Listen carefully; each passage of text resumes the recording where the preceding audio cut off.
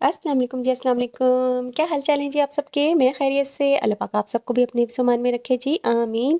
आज मैं लेकर हाज़िर हूँ जी आप सबके लिए बहुत ही ज़बरदस्त सी रेसिपी, यानी कि हम यहाँ पे दही बड़ों की बूंदियों की रेसिपी आपके साथ शेयर करने वाले हैं, जो कि बहुत आसान तरीके से और बहुत ही ईज़ी तरीके से ढेर सारी घर में ही हम बनाना बताएँगे आपको, और इनको सेव करने का तरीका बताएँगे कि ये 3 माह तक आप किस तरह से सेव करते हैं। तो बहुत ही आसान सी और बहुत ही ज़बरदस्त सी रेसिपी, एक बार इस रेसिपी को मेरे तरीके से लाज़मी ट्राई कीजिएगा, यकीनन ये रेसिपी आपको बहुत पसंद आएगी। तो चलें जी रेसिपी स्टार्ट करते हैं।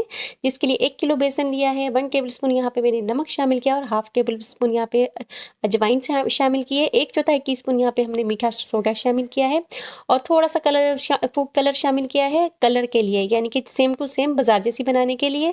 लेकिन आप अगर घर पे बना रहे हैं ना, तो ये फूड कलर को स्किप कर सकते हैं। तो रूम टेम्परेचर का ही पानी लिया है और थोड़ा-थोड़ा शामिल करते हुए इसका बहुत गाढ़ा-सा हमने घोल बनाना है, इसलिए पानी को थोड़ा-थोड़ा शामिल कर कीजिएगा। इसको गाढ़ा-गाढ़ा ही रहने देना है। इस तरह से इसकी कंसिस्टेंसी होनी चाहिए। तो यहाँ तक हमने करने के बाद तो अब हमने हमने यहाँ पे हाथों का यूज़ करना है, क्योंकि इसको बहुत अच्छी तरह से 10 से 12 मिनट हमने फेंटना है, ताकि ये अच्छी तरह से फ्लफी सा हो जाए। यानी कि जब आप इसको अच्छी तरह से फेंकेंगे ना, तो इसका ना बेक खुद ब खुद हल्का होना शुरू हो जाएगा, ये फ्लफी सा हो जाएगा।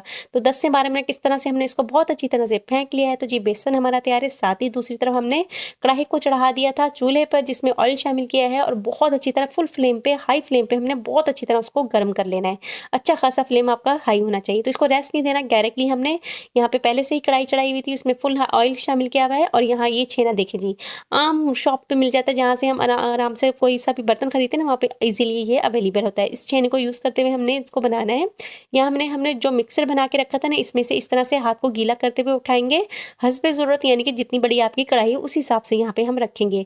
छेने को ऊपर रखेंगे और फ़ौरन से यहाँ पे मैंने इसकी मूवमेंट हल्की की थी, लेकिन ये बहुत तेज़ी के साथ अपने हाथों के दबाते हुए हमने इसको एकदम से यहाँ पे हमने इसको दबाना है, ताकि ये लंबे, जितने ज़ोर से आप दबा के इसको शामिल करेंगे, उतनी बड़ी-बड़ी आपकी ये बूंदियाँ बनकर तैयार होंगी। तो देखें जी, यहाँ पे 2 से 3 मिनट हमने इसको नहीं छेड़ना, और फ्लेम फुल था ना, यानी कि बहुत हाई हीट के घी था ना, तो फ़ौरन से ये अपनी शेप भी पकड़ लेंगी और फ़ौरन से फूल कर ऊपर आ जाएँगी। तो देखिए जी, इस तरह से 2 से 3 मिनट बाद अच्छी तरह से चम्मच चलाएँगे और 10 से 12 मिनट हमने यहाँ पे फ्राई करना है। फुल फ्राई नहीं करना, कलर नहीं आने देना, यानी कि हाफ डन करेंगे। और इसको हमने किसी भी स्टील की छन्नी में निकाल देना है, सुराख वाली किसी भी चीज़ में निकाल लीजिएगा, क्योंकि हमने इसको तमाम बूंदियों को बनाने के बाद एक बार से दोबारा फ्राई करना है, क्योंकि इनको हमने 3 माह के लिए स्टोर करना है, 3 माह तक। फिर इस तरह से ये आपकी बूंदियाँ बिल्कुल भी नहीं खराब होंगी।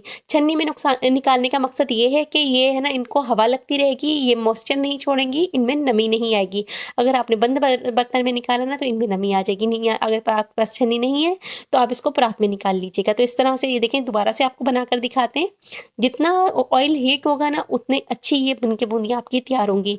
तो इस तरह से देखें जी, घेरों घेर 1 किलो बेसन से हमारे पूरे 3 माह की बूंदियाँ बनकर तैयार हो जाएँगी, और बहुत कम इंग्रीडिएंट्स में और बहुत कम बजट में ये बनकर यकीन मानिए तैयार हुई थी, और बहुत ज़बरदस्त, बाज़ार से ज़्यादा मज़ेदार तैयार हुई थी, क्योंकि हम जो बाज़ार से लेके आते हैं ना, उनमें बहुत ज़्यादा मैदा यूज़ किया होता है। तो ये बिल्कुल खालिस हमने घर पर बेसन से बनाकर तैयार की हैं। तो हेल्दी भी हैं और ज़बरदस्त भी हैं, और ढेर सारी भी बनकर ये तैयार होंगी। एक बार की मेहनत है, और कई दिन आप इसको यूज़ कर सकते हैं। तो इस तरह से मैंने तमाम अपनी बूंदियाँ बनाकर तैयार की थी।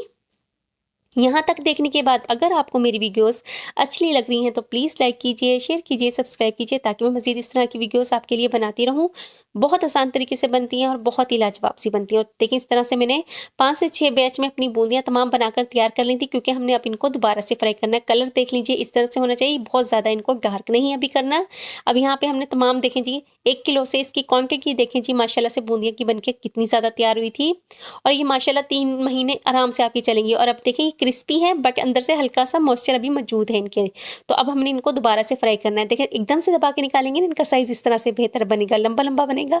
अगर आपने आराम से हाथ चलाया ना, तो ये छोटे साइज़ की बनेगी। तो ये देखिए जी, अब दोबारा से मीडियम फ्लेम पे हमने ऑयल को दोबारा से गरम किया है, और इसमें अब ज़्यादा क्वांटिटी, क्योंकि शेप अपनी कर चुकी हैं, पक चुकी हैं, तो अब इनको ना ही इनके टूटने का अंदेशा है और ना ही इनकी शेप खराब होने का अंदेशा है। तो ज़्यादा क्वांटिटी में ऑयल में शामिल करते हुए और मीडियम फ्लेम पे हमने इनको डार्क ब्राउन होने तक पकाना है। तब तक ये दूसरी है कि यहाँ पे हम जब इस किसी स्टील के बर्तन में हम डालें ना, तो इनमें से बाकायदा आवाज़ आनी चाहिए, इतनी क्रिस्पी होनी चाहिए, यानी कि इनमें बिल्कुल भी मॉइस्चर नहीं होना चाहिए, क्योंकि हमने इनको सेव करना है 3 माह के लिए। तो ये देखिए जी, बेहतरीन सा कलर भी आ चुका है और इनके अंदर बहुत अच्छा सा क्रिस्पन भी आ चुका है। यहाँ पे जब मैं चम्मच चला रही थी ना, तो ये चम्मच चलाते हुए भी इनमें से आवाज़ आती है, देखिए इस तरह से। इनमें से आवाज़ आनी चाहिए और ये इस तरह से बिल्कुल क्रंची हो जानी चाहिए, बिल्कुल क्रंची हार्ड हो जानी चाहिए, क्योंकि जब हम इनको बनाएँगे ना तो गर्म पानी में शामिल करेंगे, तो जब गर्म पानी में शामिल होंगी तो खुद ब खुद सॉफ्ट हो जाएँगी। तो इस तरह से 3 हिस्सों में मैंने इनको दोबारा से फ्राई किया था और यकीन मानिए बहुत ज़बरदस्त और बहुत ही आसान रेसिपी है। रमज़ान में इस तरह की चीज़ें बहुत मज़ा देती हैं, अगर आप पहले से घर में ही बनाकर इनको सेव कर लेना, तो ज़िंदगी बहुत ज़्यादा आसान हो जाती है। तो ये देखें जी, हमारी माशाल्लाह से दूसरा बैच भी बेहतरीन सा बनकर बिल्कुल तैयार है। तमाम प्रोसेस आपके सामने किया है ताकि आपको तम अच्छी तरह से समझ आए।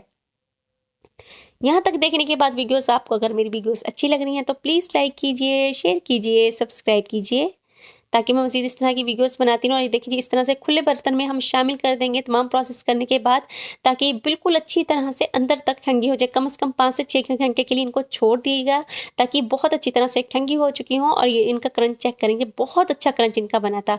आवाज़ सॉन्ग सुनाती हूँ, देखें जी किस तरह से ये इनका सॉन्ग आना चाहिए, इस तरह से ये होनी चाहिए हमारी।